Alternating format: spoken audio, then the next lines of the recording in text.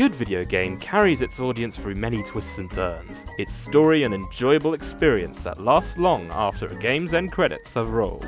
Sadly, the way some video games end, you feel more like you've just survived torture. We here at ThreeCount have recounted our top 10 worst video game endings. For the purposes of this list, we decide to only consider endings in their original form. Number 10. Fallout 3, a great game with notable improvements to the Washington DC area. You play as the Vault Dweller.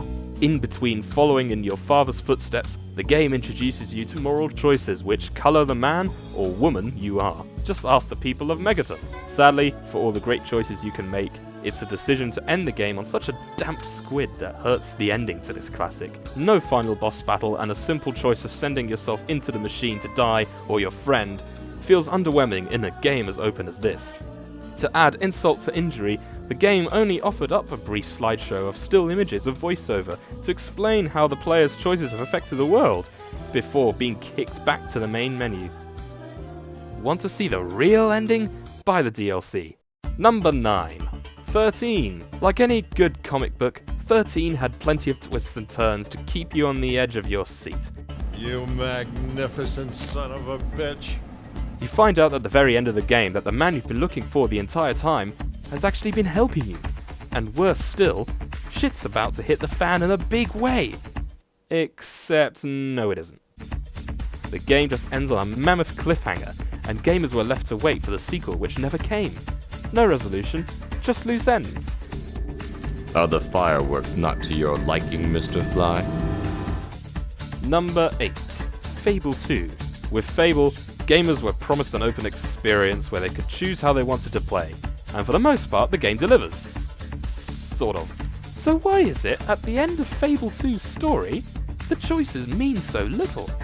Oh, I thought it'd never shut up.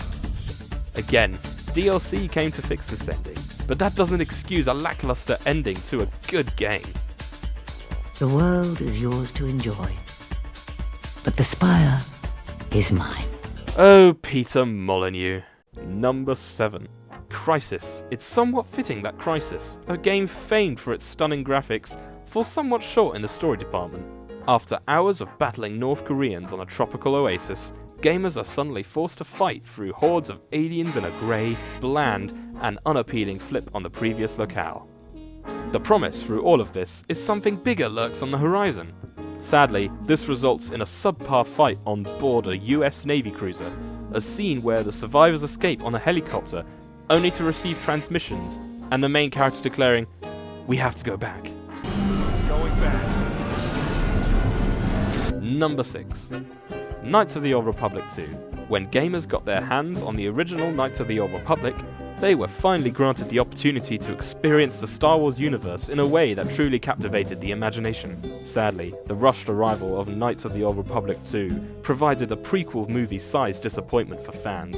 Gamers had spent hours getting to know their squad and following the choices that brought them to the story's conclusion, except it didn't really matter. Kreia, a side character for much of the game, shows up and explains what happens to you in the form of dialogue. You no doubt have many questions.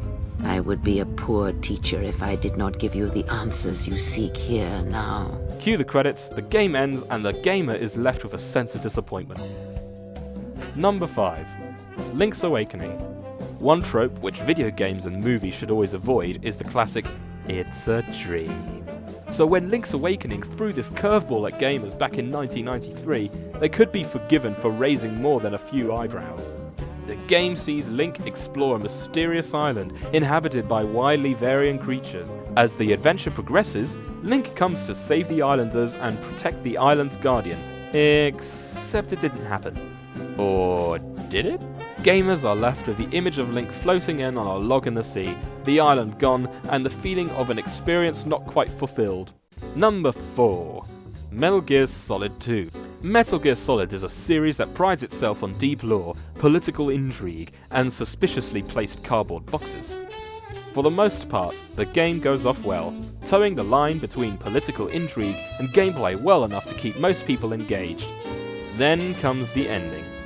The ending sees Snake and Raiden reunited after the game begins breaking the fourth wall in as many ways as possible. Rather than letting you fight against fortune, the character the game has been hyping up since near the beginning, Raiden is kicked upstairs Looks like I'm today's pick. You go on ahead. From here on out, the plot kind of unravels. The baddies reveal their motives, Fortune dies in an exceedingly anticlimactic way, Ocelot goes a bit crazy, and, well, there's no point in really trying to understand what happens.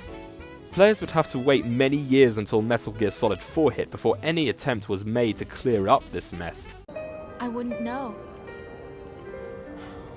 But we're going to find out together, aren't we? Number 3. Mass Effect 3. The Mass Effect series came from nowhere in the last console generation to steal huge acclaim for its expansive yet deep storytelling.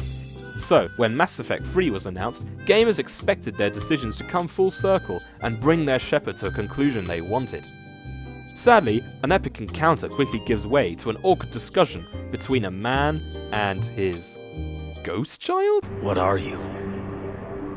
A construct. Really? Really? To make matters worse, the final choices presented to the gamer felt lazy, underdeveloped, and completely devoid of the choices they wanted to make. Ambiguous 5-second cutscenes left more questions than answers. So bad was this ending, BioWare had to expand it with free DLC just so people didn't feel completely robbed of the experience. At least we still have that astonishing lead up to the end. Number 2. Halo 2. The Xbox's original star player provided an excellent story wrapped in all of the tropes of a top-tier game. A campaign mode which cut time between the Arbiter and Master Chief already had gamers divided. So when the campaign set up the return of Master Chief to an Earth that's being attacked by the Covenant, gamers were delighted at fights to come. Master Chief, you mind telling me what you're doing on that ship? Sir, finishing this fight. And then cut to black. It would be 3 years and 1 console generation later that gamers could finish that fight. Seriously, dude, not cool. Alright. Shoot. Number 1. BioShock. BioShock is without question one of the greatest first-person shooters to ever grace gaming. Seeing Andrew Ryan's dystopian bathtub cannibalize itself in such vivid fashion made the experience memorable. So, when gamers finally get to confront Ryan, they are handed one of gaming's truly greatest twists. Would you kindly? Powerful phrase. Familiar phrase. Would you kindly? Would you kindly get this? Would you kindly find that? Would you kindly find that? Would you kindly find it? Would you kindly get this? Would you kindly head to Ryan's office and kill the son of a bitch? It's truly harrowing, until the game drags on. Rather than end the game there, the player is forced to play on in what is arguably the game's weakest segment. When faced with a final boss so pathetically poor, gamers had to wonder if the game would kindly end. Painting you as a complete and utter monster or walking saint. It robs the game of the spectacle it had created and sullies the experience of an otherwise legendary game. Do you agree with this list? Disagree with this list? Feel there should be a game on here that isn't? Leave a comment, tell us on Twitter, and let us know what list you'd like to see next.